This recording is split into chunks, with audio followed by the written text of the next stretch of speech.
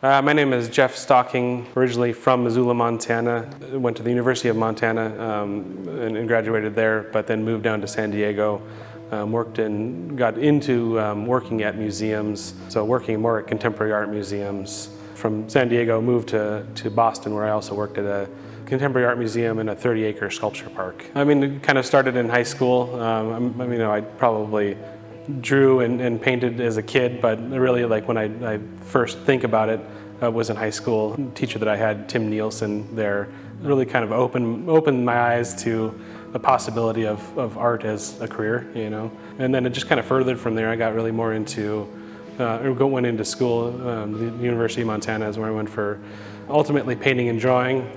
Had a hard time deciding on that. I was really, for the first half of school, I was more into sculptural work and you know, a lot of like large scale welded geometric shapes and that kind of stuff, which I think kind of translated into the same kind of forms that I use now in my paintings, but also that kind of sculptural element of the large, thick canvases. I build my own canvases because I want to, I have specific shapes in mind for the overall shape of the canvas, but I also like different shapes, and I like to be able to control that and control the composition, and building my own canvas allows me to do that.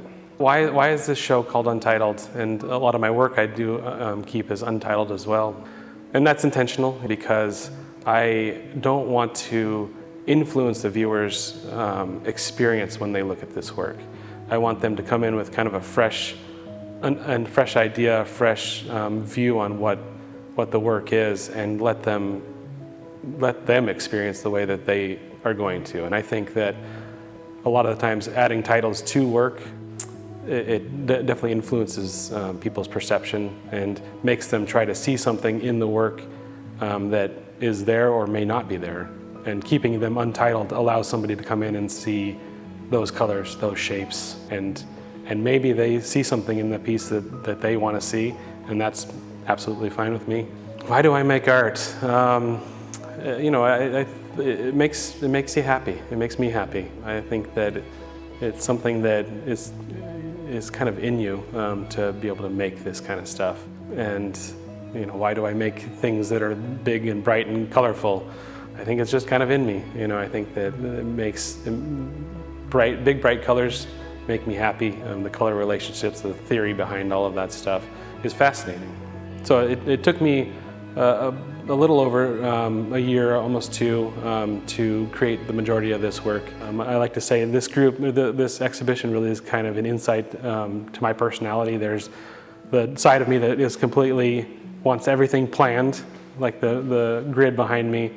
There's the side of me that wants to be completely spontaneous in the works on paper, and then the larger group, which is a mix of both. Yeah, what inspires me to make this work? Really fascinated by the colors that you can see in nature.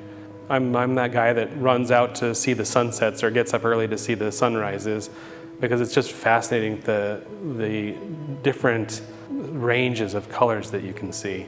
I typically like to work by myself because it is kind of a personal process that I go through working through some of these canvases and the painting on them. I love listening to music. I think that music allows me to kind of forget about everything else and have that be in the background, and just allow myself to make these paintings. I think that the music probably influences the final outcome of the piece. That's something I'm looking into a little bit more. I have an exhibition here at the Gibson Museum. You know, this institution has been part of this community for a long time. I think the support that they give to the contemporary artists and art scene here in Great Falls is very important. You know, by putting on these amazing exhibitions of artists throughout Montana, but kind of throughout the West as well, really does support people and I think that's hugely important. Well, I think the one thing that I want people to take away from the work is that people see things differently, you know, whether it be shapes, whether it be color.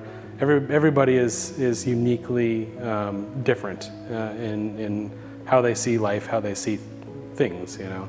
And so I think that to me is the most important kind of aspect that you may see in this piece. For example, you may see wheat fields because you grew up here in Great Falls, or you may see the waves crashing in the horizon of the where the ocean meets the sky because you grew up in San Diego, and how your life and your culture and your feelings and beliefs really impact the way you see the world.